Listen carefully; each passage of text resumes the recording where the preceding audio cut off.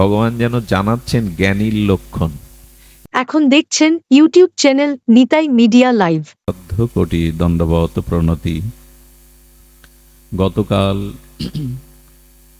এই ব্যাসপীঠ অলঙ্কৃত করে যিনি অমিয় সিঞ্চন করেছেন, আপনাদের অমৃত দান করেছেন, সেই ভক্তি কিঙ্কর মহারাজের চরণ বন্দনাপূর্বক তার রেখে যাওয়া ফেলালব উচ্ছিষ্টকে সম্বল করে সমাগত সাধুজন, ভক্তজন, মহন্তজন, সঙ্গীত রসজ্ঞবিদগণ, আচার্যগণ, শ্রদ্ধাশীলা ধর্মশীলা দেবী মূর্তি, ভাগবত মূর্তি, শ্রদ্ধা মূর্তি, মাতৃশক্তি মাতৃগণ, এই জীবাধমের সশ্রদ্ধ দণ্ডবত প্রণাম আপনাদের সকল ভক্ত চরণে। সুধীজন, যার শরীর বশীভূত, যার ইন্দ্রিয় নিজ বশীভূত, যার মন নিজ নিয়ন্ত্রণে, যার বুদ্ধি নিজের পরিপূর্ণ নিয়ন্ত্রণে, এবং শরীর ইন্দ্রিয় মন বুদ্ধির যে বিকার, যে বাসনা, সেগুলিও যার ভজন সাধনে নিয়ন্ত্রিত, এ জগতে তিনি পরম প্রজ্ঞাবান, শান্তি পান এবং এই জগতে তিনি ধন্যাতি ধন্য। কিন্তু আমার সাদৃশ্য যে ব্যক্তির দেহ নিজ বশে নেই, ইন্দ্রিয় তো বশে নাই, ইন্দ্রিয় আমার কথা বাধ্য নয়, মন সর্বদা বহির্মুখে বহির্বৃত্তিতে আর চঞ্চল, বুদ্ধি শুদ্ধ নয়, বুদ্ধি দেহ ভোগ কামনা বাসনায় বিচরণ করে এবং দেহ ইন্দ্রিয় মন বুদ্ধির দ্বারা যে বিকার, যে কামনা, যে বাসনা, তা বহির্মুখ ভগবতমুখী নয়। সেই ব্যক্তির পক্ষে ধ্যান, কর্ম, যোগ, ভগবত প্রাপ্তি, পরমাত্মা প্রাপ্তি কোনো কিছুই সম্ভব নয়। এমনকি জেনে রাখা ভালো, তার পক্ষে সুখ নিদ্রাও সম্ভব নয়। কথাগুলো খুব দ্রুত বলে গেলাম। এদের মর্মার্থ হলো মানুষ শান্তি চায়, মানুষ ঐকান্তিক শ্রেয় বা কল্যাণ চায়। সেটি পাওয়ার পথ যেটি, সেটি হলো এই যে হি সংস্পর্শজা ভোগা দুঃখ জনয় এ বতে। তোমার শরীর, তোমার ইন্দ্রিয়, তোমার মন, তোমার বুদ্ধি এবং এর থেকে জাত যে বিকার, এর থেকে জাত যে বাসনা, তা কি তোমার নিয়ন্ত্রণে? তুমি কি এগুলিকে নিজের নিয়ন্ত্রণে রাখতে পেরেছ? তুমি কি মনুষ্যত্বের পরিচয় দিতে পেরেছ? তুমি মুক্তির আকাঙ্ক্ষা করো, ভক্তির আকাঙ্ক্ষা করো, তুমি শ্রেয় কল্যাণের আকাঙ্ক্ষা করো, তুমি এই জন্মমৃত্যু জরাব্যাধি অভিশাপ থেকে মুক্তি পেতে চাও, কিন্তু এগুলি কি তোমার নিয়ন্ত্রণে? যদি না থাকে তবে তোমার জন্য কোনো সুসংবাদ নাই। মুক্তি তো দূরে থাক, ভক্তি তো দূরে থাক, এই জগতে তুমি শান্তির সন্ধান কখনো পাবে না। তাই পথ একটি, এগুলিকে নিজের নিয়ন্ত্রণে আনা।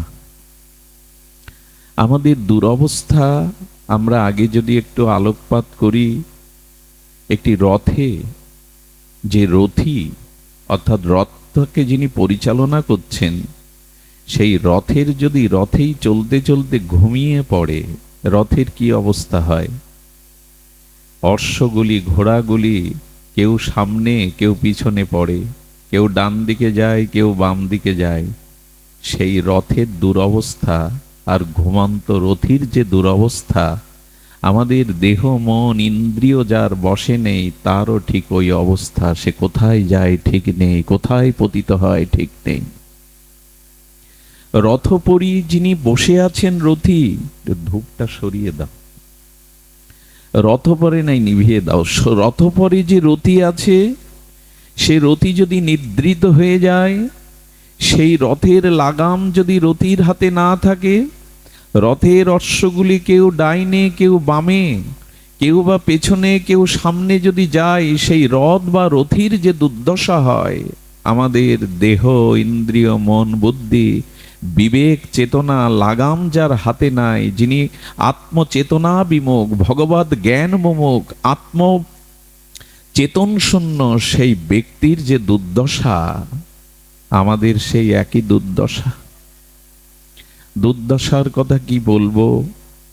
আমরা এগুলিকে নিয়ন্ত্রণ করতে পারি না, অথচ ভক্তি চাই, অথচ শান্তি চাই, অথচ নিজের কল্যাণ চাই। হবে না।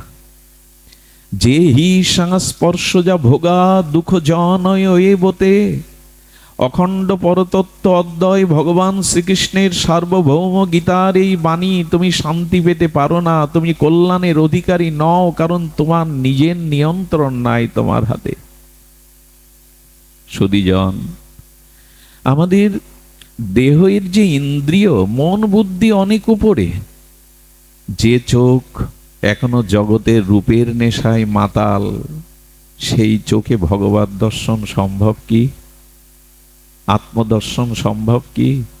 যে জিহ্বা এখনো এই জাগতিক ভোগের রসে স্পৃহায় রসসিক্ত, সে জিহ্বায় ভগবানের নামামৃত, ভগবানের প্রেমামৃত আস্বাদন কি সম্ভব?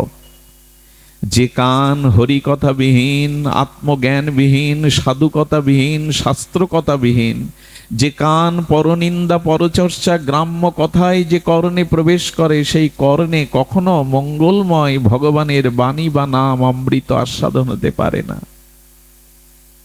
আমাদের ইন্দ্রগুলি বহির্মুখ। ছোট্ট একটা কথা বলি, এখানে অনেক বিদগ্ধ জন আছেন, অনেকেই অনেক উচ্চস্তর অনুভববেদ্য শিক্ষিত সমাজের উচ্চ শ্রেণীর মানুষ আছেন। এইটুকু বলবো, একটি জগৎ হলো বাহিরের, আরেকটি জগৎ হলো অন্তরের। আমরা অন্তর জগতের সংবাদ প্রায়শ রাখি না। যদি কোনো মানুষ তার বিবেকের দ্বারা, চেতনার দ্বারা একটু বিবেকের দিকে, অন্তর রাজ্যে তাকায়, সে নিজেকে বড় ঘৃণা করবে। তাকিয়ে দেখুন, আমি আমার কর্মময় জীবনে যদি বিবেক দিয়ে নিজের অন্তরে তাকাই, সেখানে শুভ বলে, মঙ্গল বলে কতটুকু, কতটা এই জগতের কল্যাণে, মানুষের কল্যাণে, ভগবত ভজনে আমি ব্যয় করেছি, সৎচিন্তায় ব্যয় করেছি। সেখানে নিজের প্রতি আসবে গ্লানি, নিজের প্রতি আসবে ঘৃণা। আমার ভেতর রাজ্যটা যদি আমি আপনাকে দেখাতে পারি, বাইরে আমি অনেক সাজ পোশাক, বাইরে আমি অনেক কথাবার্তা দিয়ে আপনাদের মোহিত করতে পারি, কিন্তু সারাটি জীবন আমার অন্তর্রাজ্যে কি আছে, এটা যদি আমি বিবেক দিয়ে একবার বিচার করে দেখি, নিজেকে শ্রদ্ধা করতে পারবো তো? নিজেকে সম্মান জানাতে পারবো তো? নিজের কাছে নিজে বড় হতে পারবো তো? আমাদের দুর্দশা বলতে গিয়ে আচার্য কি বলেছেন জানেন? কিছু পাথরের উপরে সরিষার ক্ষুদ্র দানাগুলো আপনার অঞ্চল থেকে পড়ে গেল, ছড়িয়ে গেল। এবার ওর পাশে যারা আছে তাদের বলুন তো, ওগুলো কুড়িয়ে এক করতে। পাথরের উপরে যে সরিষার বিন্দুগুলো, ছোট কণাগুলো ছড়িয়ে গেল, আপনাদের যদি বলি ওই পাহাড়ের, ওই পর্বতের, ওই বা সমস্ত দিকে ছড়িয়ে যাওয়া ওই পাথরের কণার মধ্যে বা কোনো কণার মধ্যে প্রবেশ করেছে সরিষার দানাগুলো এক করবেন কি করে? আমাদের মন বুদ্ধি চিত্ত ইন্দ্রগুলো এরকম ছড়িয়ে গেছে বহির দিকে, আমরা ওগুলো কোড়াতে পারিনি। আজও ওগুলো যথাযথ আমরা নিয়ন্ত্রণ করতে পারিনি। এই জন্য ভগবান বললেন, তুমি যদি বেদ, বেদান্ত, উপনিষদ, ষড়বিদ শাস্ত্রের ন্যায় দর্শনে পারঙ্গম হও, বড় পণ্ডিত প্রবার হও, অথচ তোমার দেহ, মন, ইন্দ্র, বুদ্ধি যদি নিয়ন্ত্রিত না হয়, শাস্ত্রের পরিভাষায় তুমি এখনো মহামূর্খ। আবার বলি কথাটি, খুব ধ্যান দিয়ে শুনুন। আমাদের শাস্ত্রে বলছেন চারি বেদ, ষড়দর্শন, বেদ, বেদান্ত, উপনিষদ, ব্রহ্মসূত্র, এমনকি তুমি যদি ন্যায় দর্শন সকল কিছুই পারঙ্গম হয়ে ওঠো, পণ্ডিত প্রবর হয়ে ওঠো, অথচ অন্তর্রাজ্যে তোমার দেহ মন ইন্দ্রিয় যদি সংযত না হয়, শাস্ত্রের পরিভাষা হলো তুমি আজও মহামূর্খ। আজও মহামূর্খ। তুমি তোমার ইন্দ্রিয় রূপকে সংযত করতে পারোনি। এই জন্য মানুষের জীবনে মঙ্গলের পথ ভগবান এই গীতা শাস্ত্রে জানিয়েছেন, না দুঃখ জনয় এ বতে যে হি সংস্পর্শ যা ভোগা। আর নয়, অন্তর রাজ্যের দিকে আজ আমরা তাকাইনি। বাহির রাজ্যে আমরা চন্দ্র জয় করেছি, মঙ্গল গ্রহে বসবাস করার চিন্তা করছি, সমুদ্রের অতল স্পর্শতে আমরা সেখানে খনিজ সম্পদ খুঁজে পাওয়ার জন্য গবেষণা করছি। অথচ অন্তর রাজ্যে খুঁজে যদি দৃঢ় সত্য কথা বলি, কঠোর সত্য কথা বলি, 1 ইঞ্চিও আমরা ভগবানের পথে খুব বেশি এগিয়ে যেতে পারিনি। আকাশ জয় করে, মহাকাশ জয় করে, সমুদ্রের অতল স্পর্শী তলকে জয় করে বিজ্ঞান আজ এগিয়ে গেছে, কিন্তু অন্তর রাজ্যে তাকিয়ে দেখুন, প্রেমের রাজ্যে, ভক্তির রাজ্যে, মানবতার রাজ্যে আমি 2 ইঞ্চিও এগিয়ে যেতে পারিনি। বাইরে লাফালাফি দাপাদাপি করে কিছু হবে না। অন্তর্যামী ভগবান হৃদয়ের ভাবনাটাকে দেখেন, বাইরের আচরণ দেখেন না। আপনি বাইরে কি কর্ম করছেন এটা ভগবান পরমাত্মার দেখবার বিষয় না, আপনার ভাবনা রাজ্যেই উকি মেরে দেখছেন ভগবান সেখানে ফাঁকি আছে কিনা। সুধীজন, আদ্যন্তবন্ত কন্তেও নতেষু রমতে বুধ। যিনি জ্ঞানী, যিনি প্রজ্ঞাবান, যিনি গুরু আনুগত্যে, নাম আনুগত্যে নিষ্কপট সরল হয়ে এই ভজন জগতে প্রবেশ করেছেন, তিনি জ্ঞানী। আর কে জ্ঞানী? যিনি অন্তর্রাজ্যের এই মন বুদ্ধি দেহকে বহির্মুখ হতে অন্তর্মুখী করতে পেরেছেন। তিনি এই জগতে পরম প্রজ্ঞাবান। কিন্তু আমাদের তা হলো কি? আমি আলোচনার শুভারম্ভে আপনাদের বলতে চেয়েছি পথ কোনটি। আজ মানুষ অঢেল ঐশ্বর্যের মালিক, কিন্তু মানসিক শান্তি নাই। আজ মানুষ 10 তলা 20 তলা ফ্ল্যাট তৈরি করছে, কিন্তু বিশ্রামের সময় নাই। আরো ছোট্ট কঠিন সত্য হলো, মানুষ 5 লাখ টাকার খাট কিনতে পারে, কিন্তু ভালো ঘুম কিনতে পারে না। এর কারণ হলো আমাদের অন্তর্রাজ্যটা স্বচ্ছ নয়। আমাদের অন্তর্রাজ্য আজও নিয়ন্ত্রণ হয়নি, যেখানে ভগবান নির্দেশে বসে বসে দেখছেন তোমার ভাবনাটি কেমন। আমি তোমার বাইরের ছোট বড় কর্ম দেখব না, তোমার ডিগ্রি দেখব না, দেখব তোমার অন্তরের ভাবনাটি শুদ্ধ কিনা, নিয়ন্ত্রিত কিনা। এই ভাবনার জগৎটায় প্রবেশের জন্য ভাগবত কোনো হই হুল্লোড়ের বিষয় নয়, 4-5 হাজার লোকের বিষয় নয়। নাচ গান হই হুল্লোড় এটা বহিরঙ্গ দিক, অন্তর দিক। ভাগবত মানুষকে অন্তর রাজ্যে, ভক্তির রাজ্যে প্রবেশের নির্দেশ করছে। ছোট্ট একটা দৃষ্টান্ত মনে পড়ল।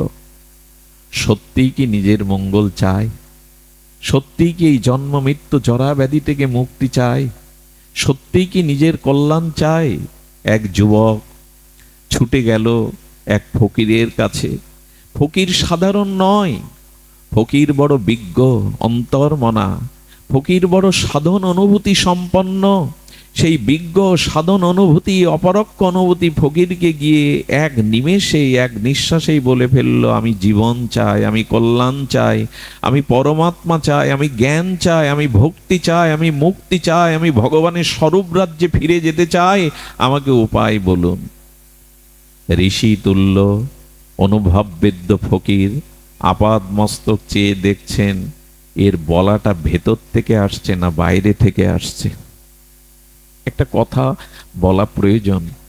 সাধু দেখলেই যে আমাকে এখানে আসবার জন্য, আমি তো নর্দমার কীট, মূর্খ, একজন সাধারণ সংসারী বিষয়ে অনেকেই প্রণামের জন্য ঠেলাঠেলি করছেন, পায়ে হাত দিয়ে প্রণাম করছেন। এখানে যে আমাকে প্রণাম করলেন, বাড়িতে গুরুজন পিতামাতাকে এইভাবে প্রণাম করেন তো? ওই রাজ্যটা ঠিক আছে তো? এখানে আমার কাছে প্রশ্ন করেন কি করে ভক্তি হবে, কি করে কল্যাণ হবে, কি করে মুক্তি হবে? এই প্রশ্ন নিজের বিবেকের কাছে করেন তো, না শুধু করতে হয় তাই সাধুর কাছে করেন? যদি সত্যিই নিজের কল্যাণ চান, এই জন্ম মৃত্যু মরা সংসার থেকে নিজের আত্মকল্যাণ চান, সাধু দেখছেন, ফকির দেখছেন, এর প্রশ্নটা ভেতর থেকে আসছে কি বাইরে থেকে? উনি তাকিয়ে দেখলেন না, এখনো যোগ্য হয়নি, এখনো প্রকৃত আধার পাত্র হয়নি। তবু যে কথাগুলি বলেছে ওকে একটা পথ দেখানো উচিত। ওনার ঝোলা থেকে, ভিক্ষার ঝোলা থেকে বের করলেন একটা পাথর, বের করে বললেন সবজি বাজারে যাও, ওখানে পাথরের বিনিময়ে কতটুকু সবজি পাবে জেনে এসো, তবে নির্দেশ হলো পাথরটা কাউকে দেবে না। সবজি বাজারে গিয়ে এক গরিব কৃষক সবজিকে বলছে পাথর নিয়ে কতটুকু সবজি দেবে? বলে খেয়ে কাজ নাই, এ পাথর নুড়ি নিয়ে কি করব? 2 টাকা বেচলে আমার সংসার চলবে, যাও বেরিয়ে যাও, সকালবেলা এখন পাথর এনে দেখাচ্ছে, এর মূল্য কি? এক বুড়িমা দেখছে পাথরটা চকচকে, আমার নাতনিটা খেলতে চায়, বাবা 1 টাকায় পাথরটা দেবে? যদিও ওর মূল্য 1 টাকা না, মূল্য নাই, তবু নাতনির জন্য নিয়ে যেতাম। ফকির বলেছে পাথর দেবে না, চলে আসবে। আরে পাথর তো কেউ নিতে চায় না, এক বুড়িমা তার নাতনির খেলনার জন্য 1 টাকা বলল। বলে এবার স্বর্ণের দোকানে যাও, স্বর্ণের দোকানে গেলে ওইটা ঘষে মেজে দেখে বলছে 10,000 টাকা দেব। বাহ, নিতে চায় না, অপেক্ষা করে, কেউ বা 1 টাকা বলে, এ দেখি 10,000 বলছে। বলে আর এক স্বর্ণের দোকানে গিয়ে বলছেন 1,00,000 টাকা দেব, পাথর দেবে? কিন্তু মনে আছে ফকির বলেছে পাথর কাউকে দেবে না। ফিরে আসার পরে বলছেন আপনার এই পাথরে কি জাদু আছে? কেউ 2 টাকা বলে, কেউ অপেক্ষা করে, কেউ 10 লাখ টাকা বলছে। বলেন জহুরির কাছে যাও, জহুরি ওটা ঘষে মেজে বলছেন এটা কেনার পয়সা আমার নেই, সম্রাটের কাছে চলো। রাজার কাছে গেলে বললেন এর মূল্য 10 লক্ষ নয়, 1 কোটি টাকা মূল্য, দেবে? এটা কোহিনূর হীরা। কিন্তু নিষেধ ফকিরের। ফকিরের কাছে এসে বললেন বড় জাদু দেখালেন। কেউ অপেক্ষা করে, কেউ বলে 2 টাকা, কেউ বলে 10,000, কেউ বলে লাখ, কেউ বলে কোটি, আছেটা কি? পাথরটা তাড়াতাড়ি হাত থেকে নিয়ে ভেতরে দিলেন। বলেন তুমি যে মুক্তি চাইছো, কল্যাণ চাইছো, ধ্যান দিয়ে শুনুন, তুমি যে কল্যাণ মুক্তি চাইছো, কিন্তু তোমার মানসিক অবস্থানটা হলো ওই সবজি বাজারের বুড়ির মতো, তোমার দাম 1 টাকা। কি করে পাবে তুমি এই মুক্তি, ভক্তি, প্রেম? আমরা যে চাইছি কল্যাণ, আমি পাত্র হয়েছি তো। আচ্ছা, বাজারে হোমের ঘি কিনতে কেউ প্রাচীনের পাত্র নিয়ে যান? মাটির পাত্র কেউ নিয়ে যান ঘি কিনতে? পাত্র হতে হবে তো। সেই পাত্রটা কি আজকের আলোচনার বিষয়, সেটি আমরা এতক্ষণ ভূমিকাতে ছিলাম। সেই ভূমিকা থেকে এখন মূল আলোচনায় প্রবেশের পূর্বে বলি আমাদের পাত্র হতে হবে। এই পাত্র যদি না হতে পারি, তবে সারাটি জীবন যে আড়ম্বর করে গেলাম এটা খুব বেশি মূল্যায়ন হবে না, খুব বেশি আমরা আমাদের লক্ষ্যপথে যেতে পারবো না। একটা দৃষ্টান্ত দেই, ভগবান 2য় অধ্যায়ে, গীতাটা একটু ভালো করে দেখবেন, 2য় অধ্যায়ে জ্ঞানীর লক্ষণ বলেছেন। যাদের দেহ, ইন্দ্রিয়, মন, বুদ্ধি সংযত, তারা তত্ত্বজ্ঞ, তারা জ্ঞানী, তাদের লক্ষণ বলতে গিয়ে ভগবান এক দৃষ্টান্ত দিয়েছেন। নিশ্চয় মন দিয়ে শুনছেন, 2 পায়ে এগিয়ে যেতে পারবেন যদি হৃদয় দিয়ে শোনেন। তিনি কচ্ছপের দৃষ্টান্ত দিয়েছেন। আমাদের এই বঙ্গদেশে কচ্ছপের সাথে আমরা প্রত্যেকেই পরিচিত। এই কচ্ছপের দৃষ্টান্ত দিয়ে বলছেন কচ্ছপ জলেও থাকতে পারে, স্থলেও থাকতে পারে, এরা সবখানে থাকতে পারে, বিচরণ করে। কিন্তু ভগবান জ্ঞানীর লক্ষণ বোঝাতে গিয়ে কচ্ছপের দৃষ্টান্ত দিয়েছেন এই জন্য, ওরা চলে দেখবেন খুব দ্রুত না, ধীর গতিতে, এবং চারিদিকে লক্ষ্য রেখে চলে। ভগবান যেন জানাচ্ছেন জ্ঞানীর লক্ষণ। জ্ঞানী তার জীবন পথে, তার এই জীবনের পথে চারিদিকে লক্ষ্য রেখেই চলে। আমার চলাটা ভুল পথে হচ্ছে না তো? আমার চলাটা আলো থেকে অন্ধকারের পথে যাচ্ছে না তো? আমার চলাটা সেই মুক্তি থেকে বন্ধনের পথে যাচ্ছে না তো? কচ্ছপের চলা যদি ছেড়ে দিয়ে দেখেন, দেখবেন খুব সতর্ক দৃষ্টিতে ধীর গতিতে যায়। এদিকে ধ্যান দিন, শব্দের দিকে ধ্যান দিন, ধীর গতিতে যায়। এই ধীর গতিতে কচ্ছপ যেতে যেতে কেউ যদি তার গাকে স্পর্শ করে, সামনে কিছু দেখে, আর যখন চলে দেখবেন সমস্ত ভেতরের ইন্দ্রিয়গুলো বাইরে প্রকাশ করে, এতে তার কঠিনতা আসে না। ভেতরের যে ইন্দ্রিয়গুলি যা দিয়ে চলতে হয় সবটা বাইরে প্রকাশ করে। কিন্তু যেই কেউ স্পর্শ করে, সামনে দেখে, সমস্ত ইন্দ্রগুলো ভেতরে নিতে কি কষ্ট হয় ওর? কথা বলুন, কষ্ট হয়? খুব সাবলীল ভাবে ভেতরে নিয়ে নেয়। নিয়ে কি করে জানেন? অপেক্ষা করতে থাকে, পালায় না, ভয় পায় না, দৌড়ায় না। মিলিয়ে নিন ভগবান শ্রীকৃষ্ণের গীতা শাস্ত্রে জ্ঞানীর লক্ষণ। যিনি জ্ঞানী হবেন তিনি সমস্ত ইন্দ্রিয়গুলো চারিদিকে দৃষ্টি দিয়েই চলবেন। এ পথ সুপথ তো, এ পথ কুপথ নয় তো। খুব ধীর গতিতে চলে। আর সমস্ত ইন্দ্রিয়গুলো চক্ষু, কর্ণ, নাসিকা, জিহ্বা, ত্বক এগুলি সংযত রেখে চলে। কিন্তু কেউ যখন তার অন্তরায় হয়ে যায়, অর্থাৎ চলার পথে বাধা হয়ে দাঁড়ায়, তাকে কেউ স্পর্শ করে ধরতে আসে, দেখবেন সমস্ত ইন্দ্রিয়গুলো অবলীলাক্রমে ভেতরে নিয়ে যায়। সাধককে, জ্ঞানীকে, ভক্তকে এই জীবন পথে সতর্কতায় চলতে গেলে যে ভোগ বাসনা সামনে আমাকে নষ্ট করতে আসে, ধরতে আসে, তখন যদি আমি সব ইন্দ্রিয়গুলিকে সংযত করতে পারি নিজের মধ্যেই, তবেই তুমি জ্ঞানী, তবেই তুমি মুক্তির অধিকারী, তবেই তুমি আত্মকল্যাণের অধিকারী। দৃষ্টান্ত দিচ্ছেন এমনি করে নিজেকে সংযত করো। না, পারি কই? যে চোখ প্রকৃতি, আদ্যাশক্তি দেবী পরা প্রকৃতি, দেবী ভাগবতী, লক্ষ্মী বা রাধারানীর অংশ, সেই পরস্ত্রীর দিকে যে চোখ আমার গেল, আমি ফেরাতে পারি তো? মাতৃদৃষ্টি দিয়ে আমার চোখ ফেরাতে পারি তো? আহা, কচ্ছপের দৃষ্টান্ত দিয়েছেন ভগবান, নিজের মধ্যে গুটিয়ে নাও। প্রতিকূল অবস্থা এলে সমস্ত ইন্দ্রিয়গুলো নিজের মধ্যে নিয়ে নাও। দেখুন, তাতে তার কষ্ট নাই, সাবলীলক্রমে নিজের ভেতরে অন্তর্মনা করে নেয়। একটা কচ্ছপের কাছ থেকে এইটুকু শিক্ষার ভগবান জানিয়েছেন। আমরা পারি তো আমাদের বহির ইন্দ্রিয়কে? হরিচাঁদ ঠাকুর, গুরুচাঁদ ঠাকুর দাদা সজ্ঞা দিয়েছেন।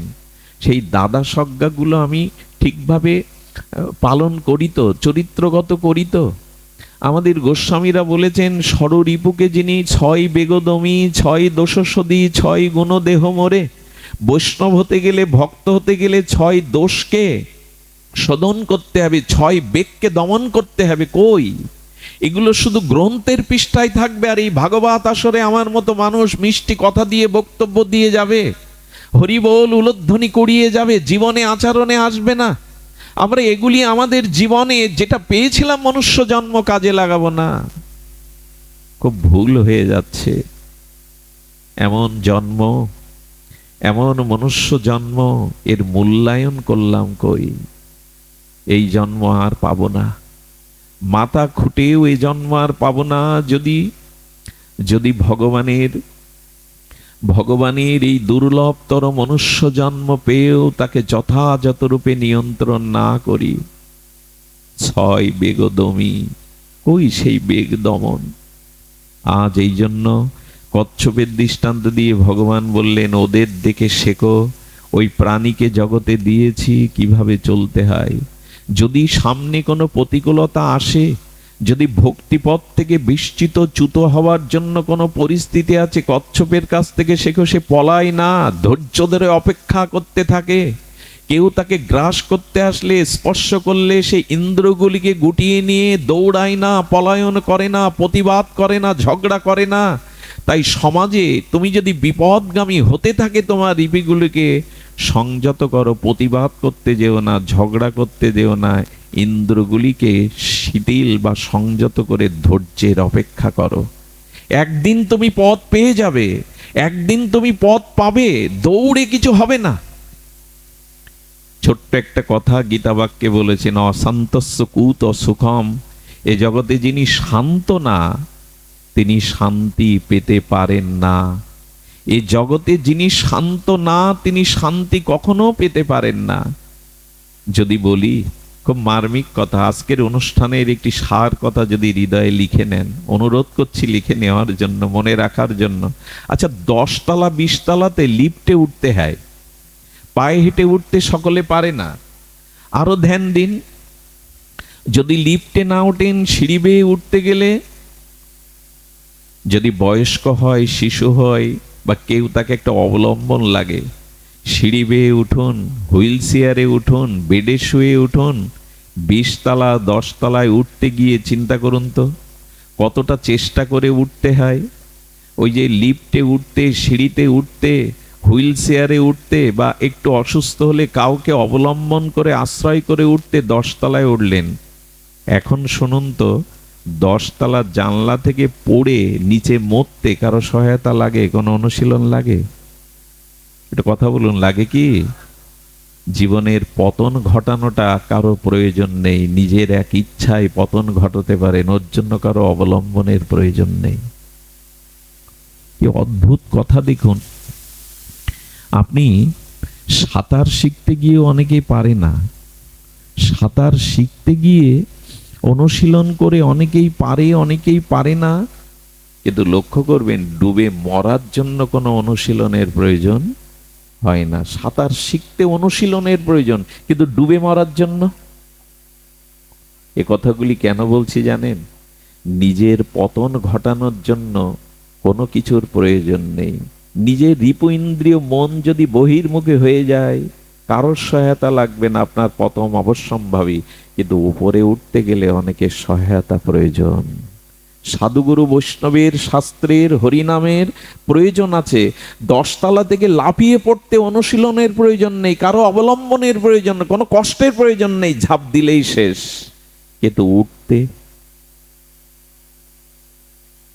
সুধীজন, সাঁতার শিখতে গিয়েও পারেন না, কিন্তু ডুবে মরতে কোনো অনুশীলনের প্রয়োজন নাই, কোনো প্রয়োজন নাই। এই জন্য অনুরোধ করব, আসুন উঠি, জাগি, জীবনের লক্ষ্যে পৌঁছানোর একটা সংকল্প আজ নেই। সময় তো চলে গেল জানেন। আমি আমার নিজের কথা বলতে নেই, আজ 25টা দিন আমি হাসপাতালে আছি।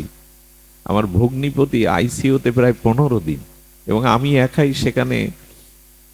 সাথে সাথে পেয়েছি আমাদের গৌতম বাবু, আমাদের মাতাজি, আমাদের সনাতন দা, অন্যদের। কিন্তু একটা জিনিস দেখেছি, 14টা দিন আমি চেয়ারে বসে কাটিয়েছি। ওই যে আইসিইউর বাইরে কোনো রুম নেই বিশ্রামের, ওইখানে যে দৃশ্য দেখেছি তা আমার হৃদয়ে অনেকখানি দাগ কেটেছে। আমি মাঝে মাঝে ভাগবত আসরে বলতাম, মাঝে মাঝে হাসপাতালে যাবেন, ওইখানে 2-1 ঘন্টা কাটিয়ে আসবেন। এই দেহের যে পরিণতি, জরা ব্যাধি মৃত্যু, এই রক্ত মাংসের পিণ্ড শরীরের মধ্যে আছেটা কি একবার হাসপাতালে গিয়ে দেখে আসবেন। সেই কথাটি মনে হয় ব্যাসপীঠে বলা, তো ভগবান আমার জন্য বরাদ্দ করেছেন এই দিনগুলি।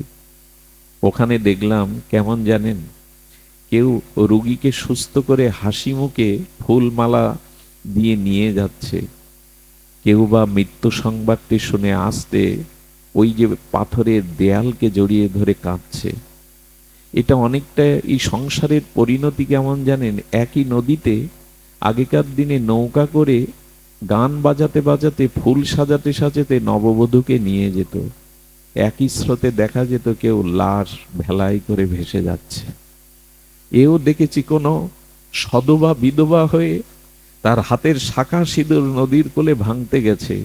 এও দেখেছি বিবাহের বরণের জন্য কেউ বরণ ডালা নিয়ে ওই একই ঘাটে গেছে। এও দেখেছি কেউ পূজার বিসর্জনের ঘট নদীতে ফেলতে গেছে। এও দেখেছি কেউ বা অধিবাসের পূজার ঘট ভরতে নদীতে গেছে। এরই নাম সংসার, এরই নাম সংসার। এখানে জরা মৃত্যু ব্যাধি প্রতিকূলতা আছে। তাই যদি তুমি অন্ধকার থেকে আলোর পথে আসতে চাও, দৃষ্টি দাও। পতনের জন্য এক মুহূর্তই যথেষ্ট, কিন্তু জীবনটাকে মঙ্গলময়, জীবনটাকে আনন্দময়, সার্থকময় করার জন্য বহু প্রয়াস চাই, এমনিতে হবে না সুধীজন। এই জন্য আমাদের জীবনের এই উত্থানের জন্য যেটি প্রয়োজন, সেটি অন্তরে দৃষ্টি দেওয়া। আমাদের অন্তররাজ্যে উকি মেরে একবার অনুসন্ধান দৃষ্টিতে দেখুন সেই অন্তরে কি ভরা আছে সেখানে। আচ্ছা, আমার অঙ্গে যদি বিষটা মাখে যায় না, আমার অঙ্গে যদি ওই নর্দমার অপবিত্র জলাদি মেখে যায়, ওই অবস্থায় আমি মন্দিরে ঢুকতে পারবো? কথা বলুন, জপ ধ্যান করতে পারবো? আপনাদের মাঝে এসে বসতে পারবো? তো বাইরে যদি অপবিত্র জল হেয় পদার্থ অঙ্গে লাগলে আমি মন্দিরে না যেতে পারি, ঘরে প্রবেশ না করতে পারি, আপনাদের মাঝে বসতে না পারি, অনন্ত জন্মের কামনা বাসনা কুবুদ্ধি যার হৃদয়ে, সে ধ্যান করবে কি করে? সে মন্দির গিয়ে ভগবানকে প্রসন্ন করবে কি করে? কি করবে বলতে পারেন? এজন্য হৃদয় নির্মল ভেলো তার।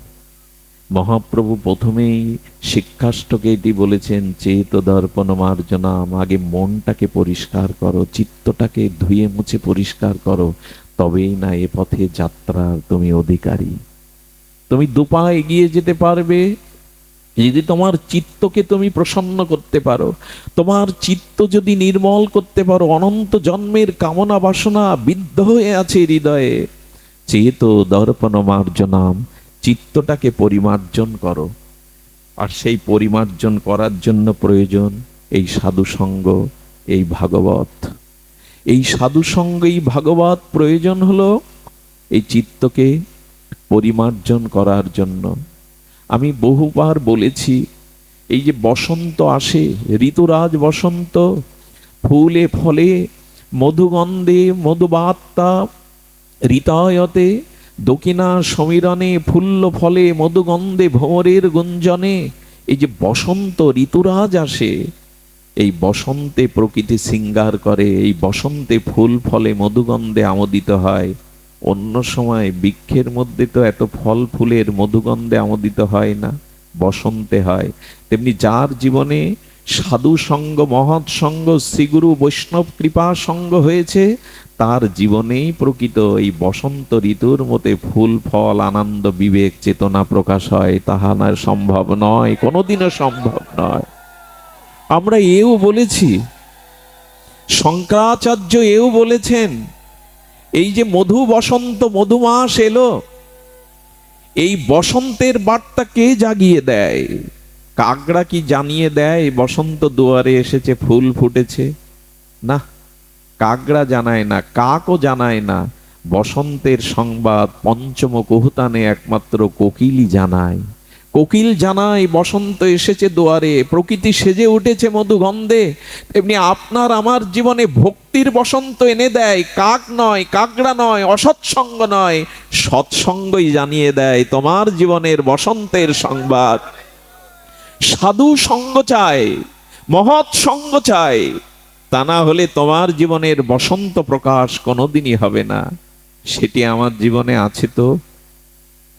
এই সাধু সঙ্গ চাই, এই মহৎ পরশপাতরের স্পর্শ চাই, না হলে জীবনে অধরা থেকেই যাবে, জীবন অন্ধকারে থেকেই যাবে। সুধীবৃন্দ, আসুন আমরা পাত্র হই। আর পাত্র হওয়ার জন্য আমরা পূর্বেই বলেছি, চিত্তশুদ্ধির একান্ত প্রয়োজন। যত কিছু করেন চিত্তশুদ্ধি না হলে কিন্তু কিছুই হয়নি, শূন্য, কিছুই হয়নি। এই জন্য চিত্তশুদ্ধি কি করে হবে বলে? ভগবত ভক্তিতে।